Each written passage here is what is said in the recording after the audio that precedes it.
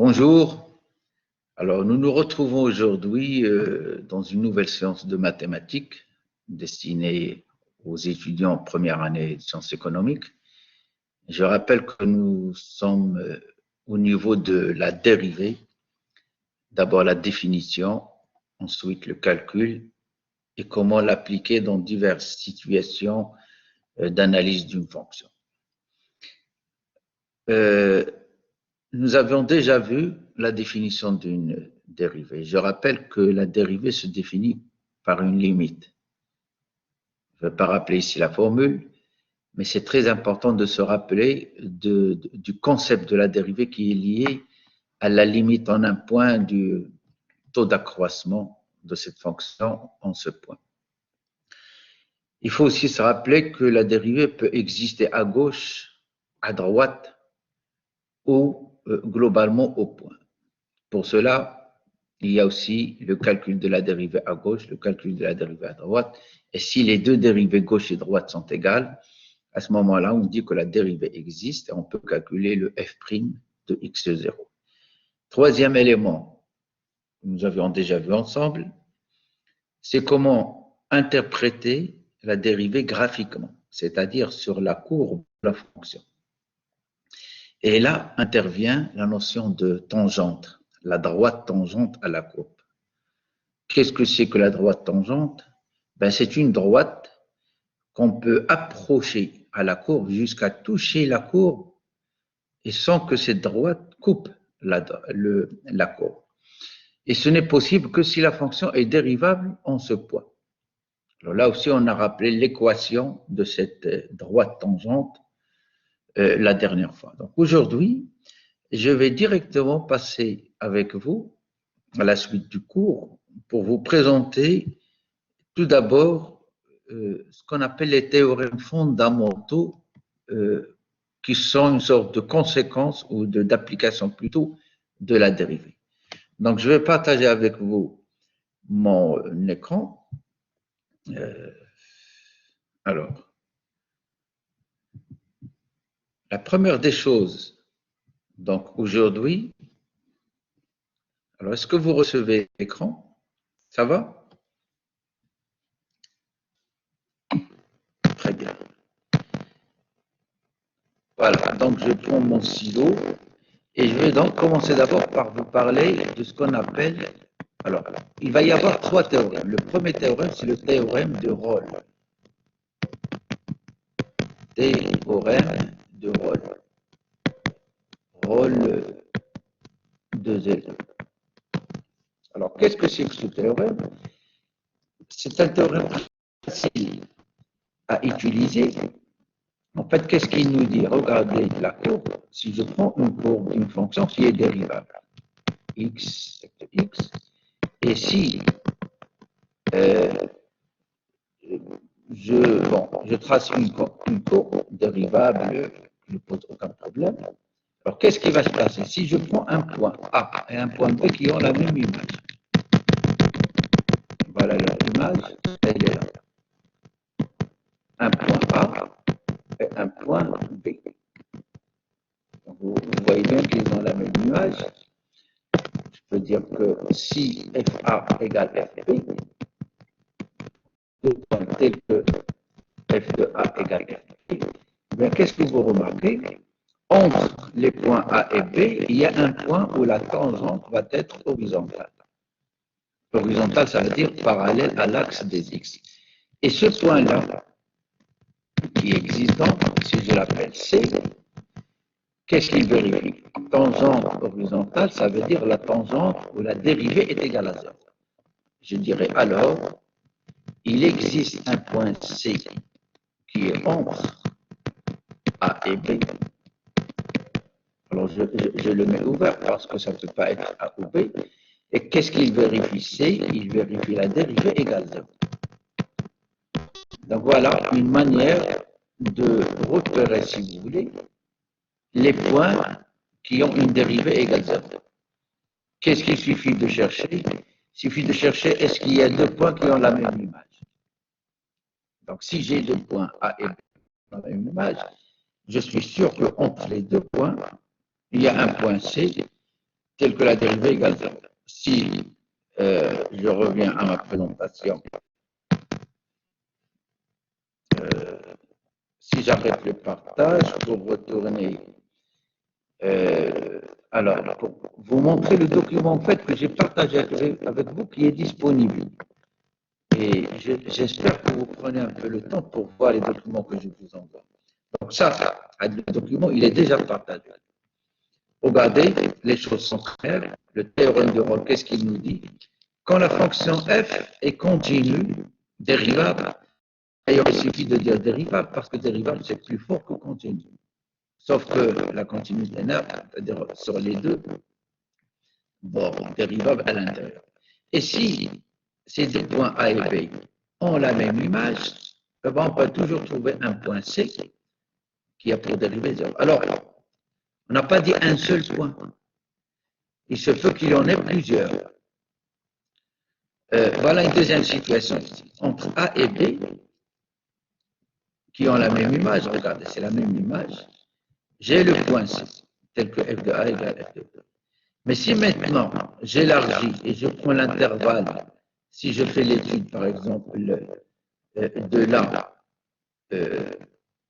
à là, je n'aurai pas un seul point. J'aurai donc, si je mets A ici, j'aurai f de A égale f de B, et j'ai maintenant un point C ici, parce que là aussi la dérivée est égale à 0, tangente parallèle à l'axe des x, et j'ai un deuxième point. Donc j'ai deux points qui vérifient cette condition.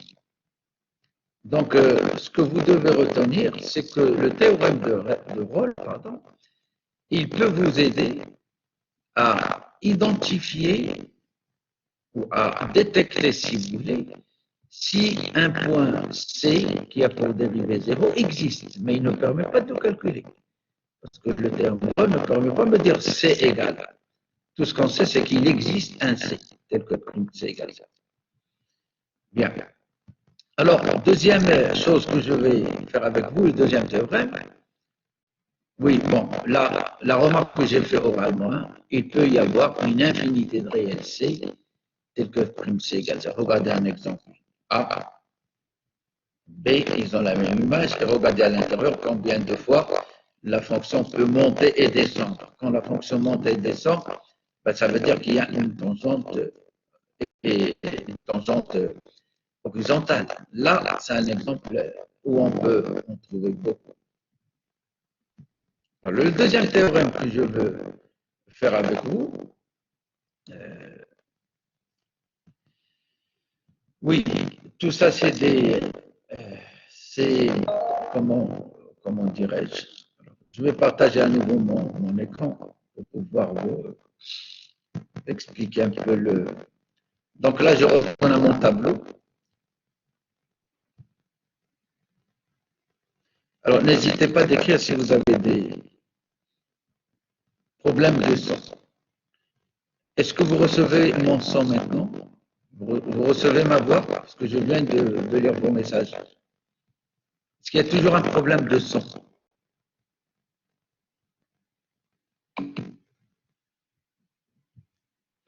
Donc, vous n'entendez pas ma voix, c'est ça?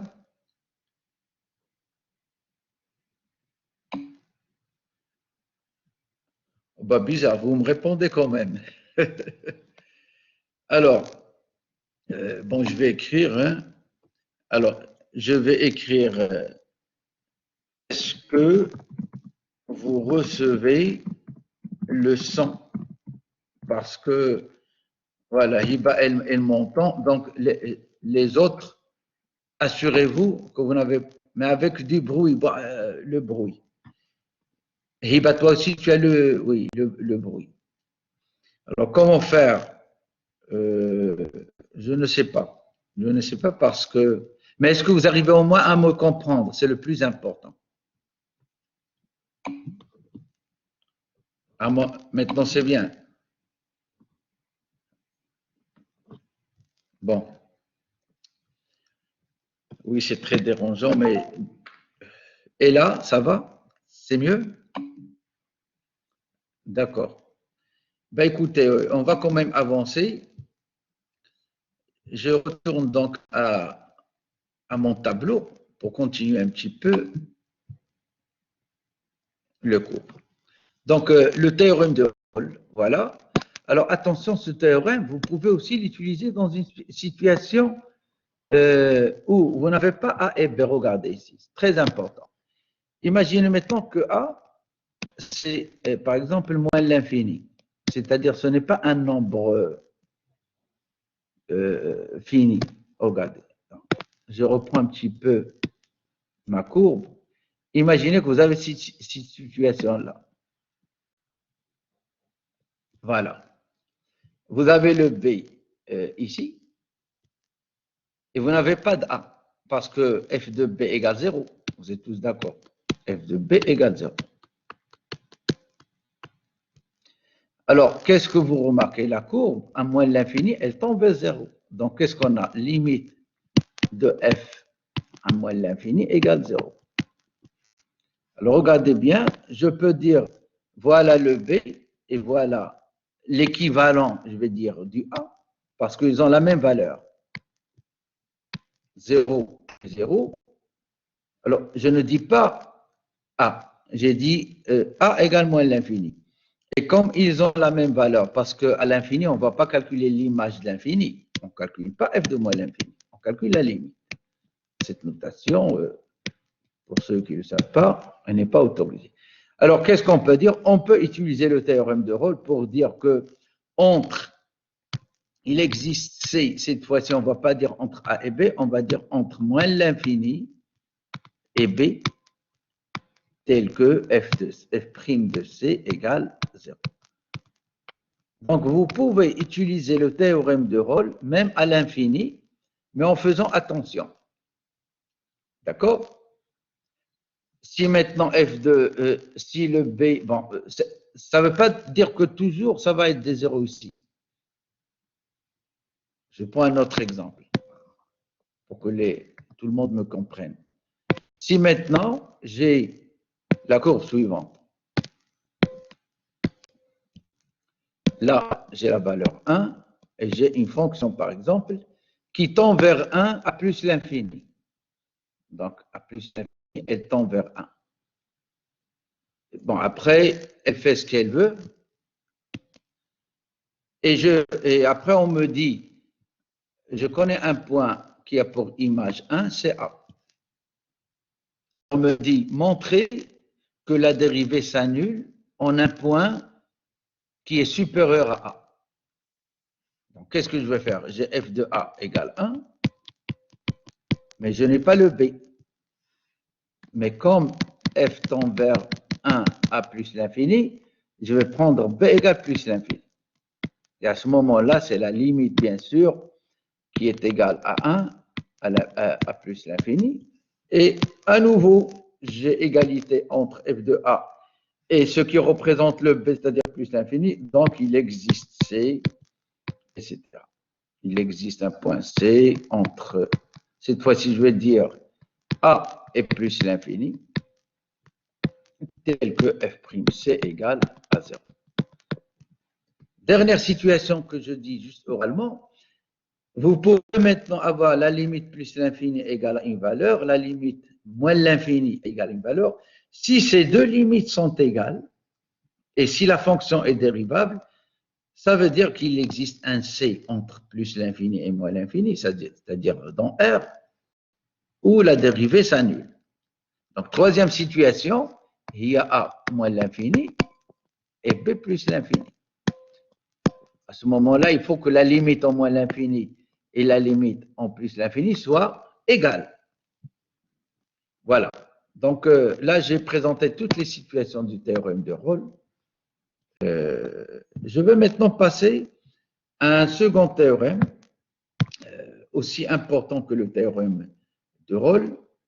Alors, je partage avec vous et je le fais exprès parce que ça vous permettra aussi de découvrir, pour ceux qui ne l'ont pas fait, le fichier que j'ai déjà envoyé il y a une semaine maintenant, ce fichier-là. Donc, tout ce que j'explique est dans ce fichier. Il y a même des petits exercices, je vous recommande de les faire parce que je ne les choisis pas par hasard. C'est des exercices importants. Alors, deuxième théorème de ce matin, c'est le théorème des accroissements finis. Alors, que dit, là je vais juste l'expliquer ici, le théorème des accroissements finis, que j'appelle le théorème AF comme accroissement fini, je peux même expliquer ici.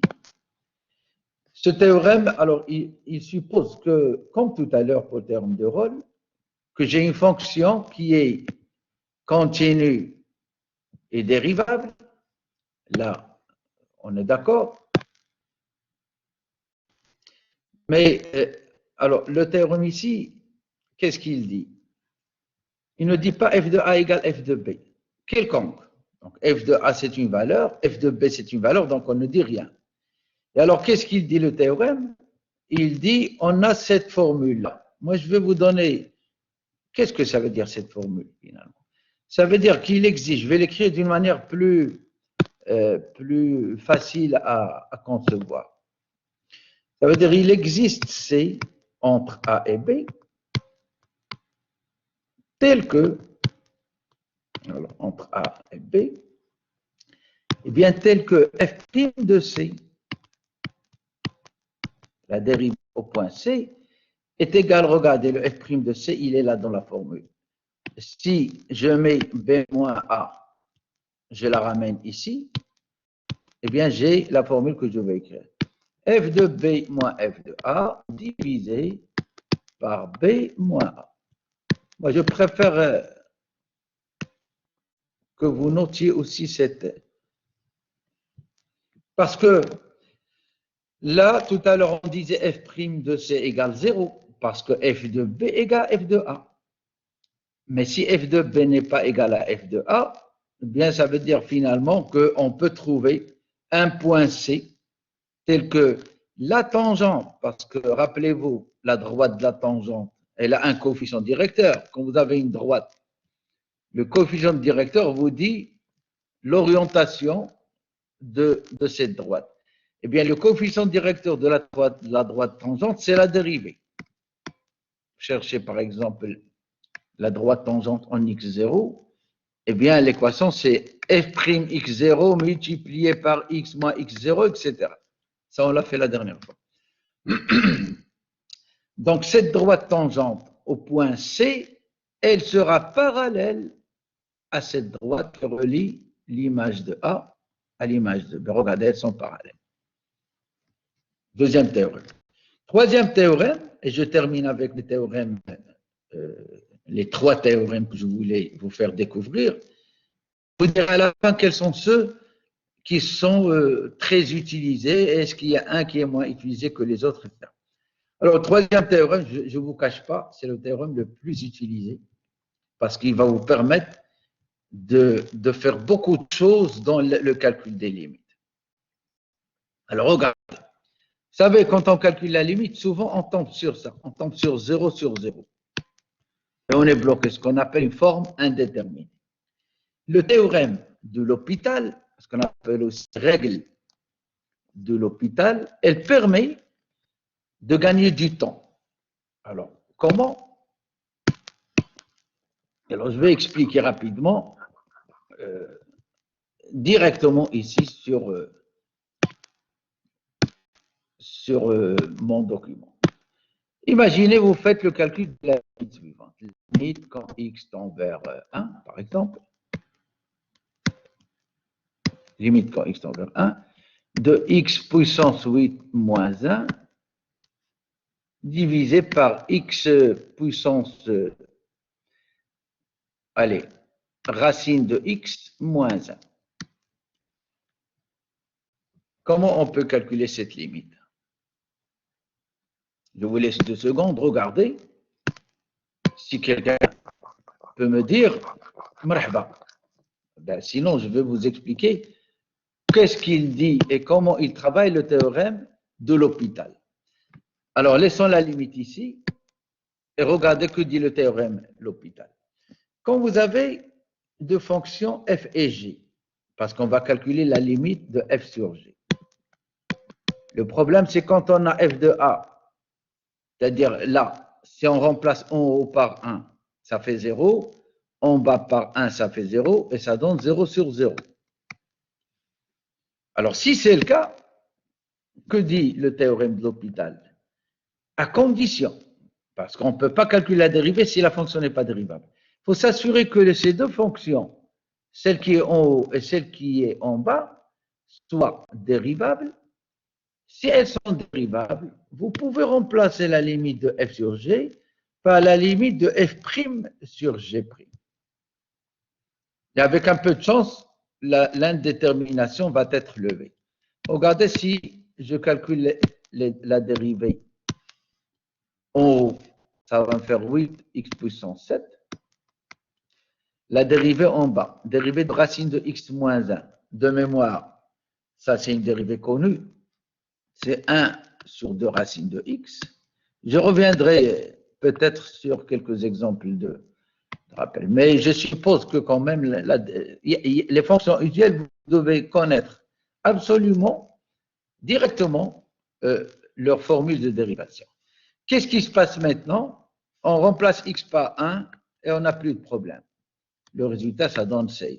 Vous voyez, en une demi-ligne, le théorème de l'hôpital a permis de lever l'indétermination. Alors, ce qui est bien, si jamais vous calculez et vous trouvez encore 0 sur 0, vous pouvez continuer, si la dérivée seconde existe, vous pouvez calculer la limite seconde, f seconde sur g seconde, etc. Donc, vous pouvez continuer jusqu'à ce que vous trouvez, vous levez l'indétermination. Est-ce qu'il y a une remarque ou jusque-là, ça va? Très bien.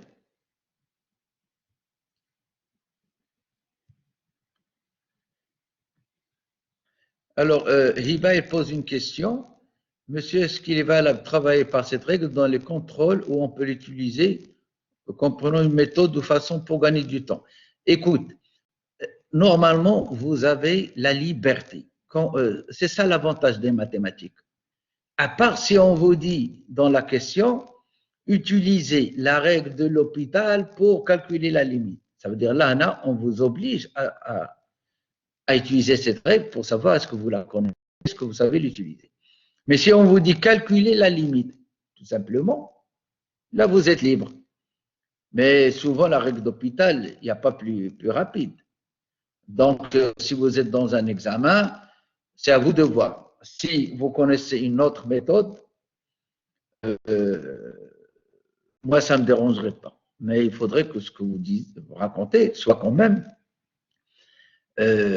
soit logique. D'accord? Bien. Alors, je reprends.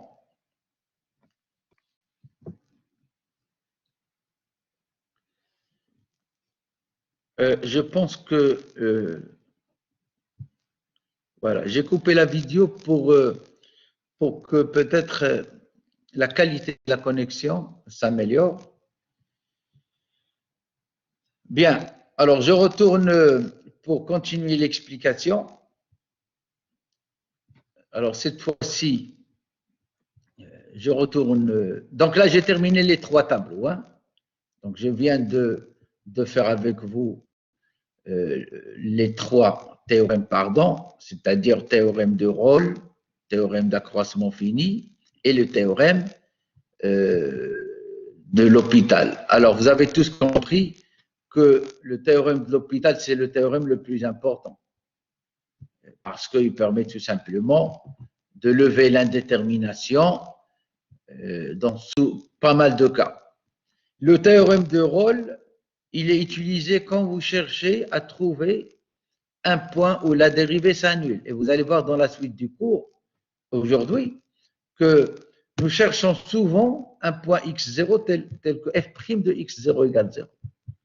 Parce que là, on va chercher l'extrémum, etc. Mais souvent, on peut le calculer, mais des fois, on n'arrive pas à le calculer. Donc, il nous reste juste à dire qu'il existe. Pour le théorème des accroissements finis, il est moins utilisé que les deux autres. Ça ne veut pas dire qu'il est inutile. Donc, il faut le garder sous l'œil et il ne faut pas l'oublier. D'accord? Alors, je vais faire quelques rappels. Je sais que tout ça, je vais partager avec vous encore le document. Et je vais faire avec vous quelques rappels pour le calcul des dérivés. Je vais passer très rapidement sur ça parce que vous avez le document. Ça, c'est juste quelques formules que tout le monde connaît. Je rappelle d'abord que quand on parle de la dérivée sur un intervalle, parce que souvent on parle de la dérivée en x0, c'est f'x0. Mais si maintenant on vous dit une fonction est dérivable sur un intervalle, ça veut dire qu'on peut calculer la dérivée en n'importe quel point de cet intervalle. Et alors, on notera f' la fonction dérivée. Donc, le premier point, il est clair. Tout le monde sait, quand on calcule la dérivée, que les nombres, on les sort et il nous reste la partie à dériver. Donc, la dérivée, première formule ici, la dérivée de lambda f, c'est lambda f'. Bien sûr, tout ça, ça se démontre. Hein. Si on avait plus de temps, j'aurais pu montrer, si vous voulez, comment on peut calculer, démontrer tout ça. C'est très facile d'ailleurs.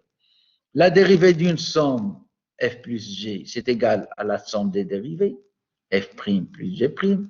La dérivée du produit fg, c'est f'g plus fg'. Et la dérivée de f sur g, du rapport f sur g, bah, la formule que tout le monde doit connaître, f'g moins fg' sur g carré. Voilà donc quelques premières formules de base. Alors, voilà quelques exemples. Ce qu'on appelle une fonction homographique. C'est quoi une fonction homographique? C'est une fonction qui est le rapport de deux polynômes de degré 1. J'ai déjà dit qu'est-ce que c'est qu'un polynôme de degré 1. C'est un polynôme qui s'écrit ax plus b.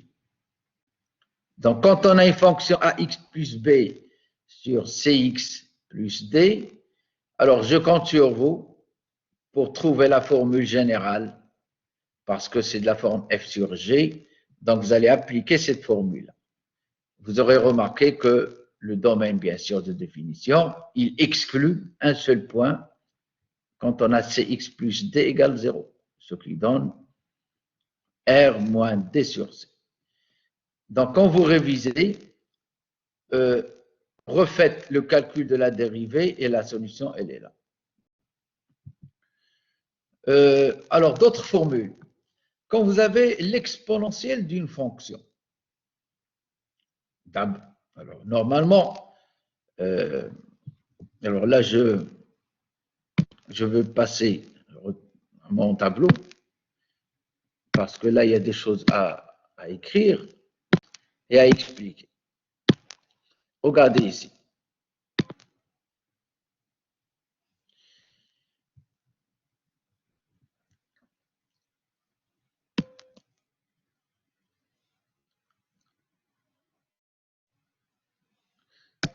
Voilà, et voilà. Alors, la dérivée de l'exponentielle de x. Je rappelle les dérivées des fonctions usuelles, parce que vous en aurez besoin. La dérivée de ln x, la dérivée de, alors, d'abord, x puissance n, et la dérivée de a puissance x. Voilà ce que j'appelle les fonctions usuelles. Fonctions usuelles, ça veut dire des fonctions que vous devez connaître très bien même, parce qu'on va les utiliser souvent. Alors, pour l'exponentielle, c'est elle-même. Mais attention, je parle de l'exponentielle de x. Parce que si j'ai l'exponentielle d'une fonction, ux, ça ne donnera pas elle-même. Et ça, c'est une erreur que beaucoup d'étudiants font. Quand vous avez à la place de x une fonction ux, ben là, vous êtes obligé de dériver la fonction u et vous obtenez u'x multiplié par eux. Donc, attention.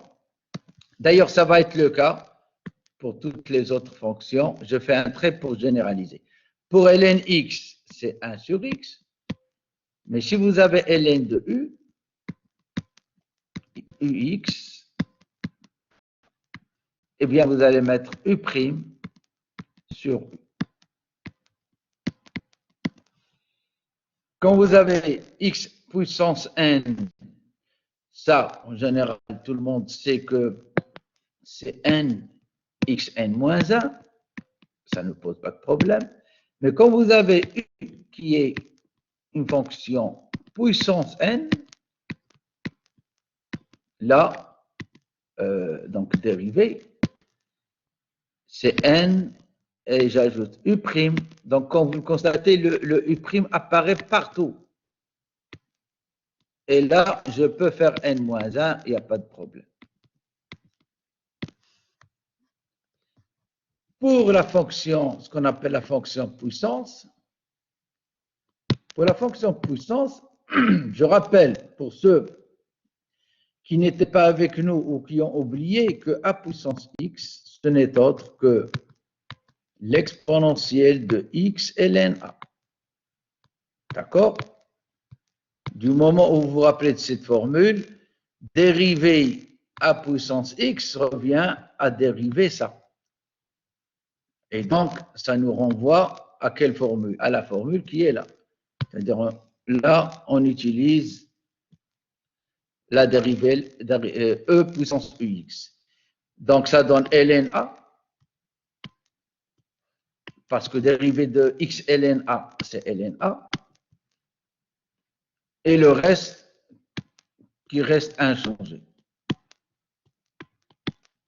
C'est-à-dire, ln a, et comme le reste, c'est l'écriture a puissance x, ben j'aurais écrit a puissance x. Donc, regardez, la dérivée de a puissance x, c'est ln a puissance x. D'accord? Si maintenant, je n'ai pas a puissance x, mais j'ai a puissance ux, eh bien, je commence d'abord par remplacer, comme ce que j'ai fait tout à l'heure. C'est e ux ln a, et maintenant, je peux calculer facilement la dérivée.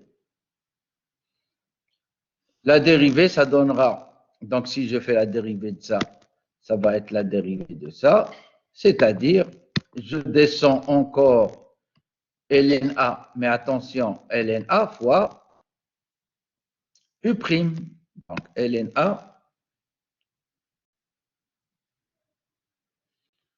donc je vais effacer le trait qui est par ici, ça donnera donc ln a fois u', parce que c'est ça la dérivée en haut.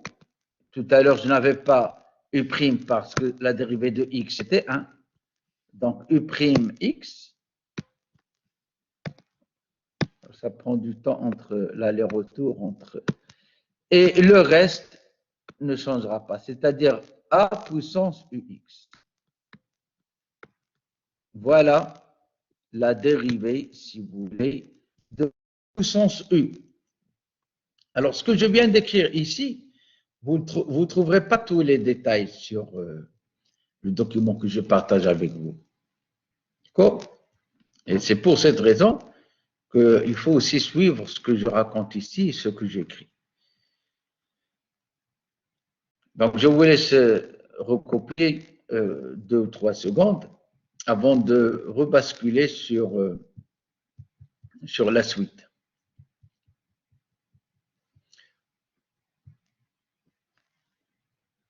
Bien.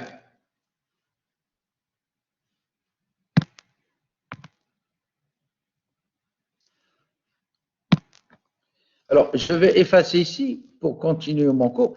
Comme vous le constatez, on ne fait pas beaucoup d'exercices et d'exemples parce qu'on n'a pas le temps, parce que les TD, les travaux dirigés qui vont commencer, on va vous faire des exemples, etc. Mais je vous promets qu'on consacrera quelques séances rien qu'à des exercices pour un peu faire le... Dès que je termine ce chapitre, je vais essayer de faire avec vous quelques exercices. Alors, ce que je vous propose pour que la vidéo ne soit pas lourde, d'accord? Ce que je vais faire, je vais arrêter cette première partie, je vais me déconnecter et dans 1 minute, je me reconnecte pour faire la deuxième partie. Ça, je le fais pour que les vidéos ne soient pas lourdes et longues. Donc, je vous donne rendez-vous dans 1 minute pour la deuxième partie de cette présentation.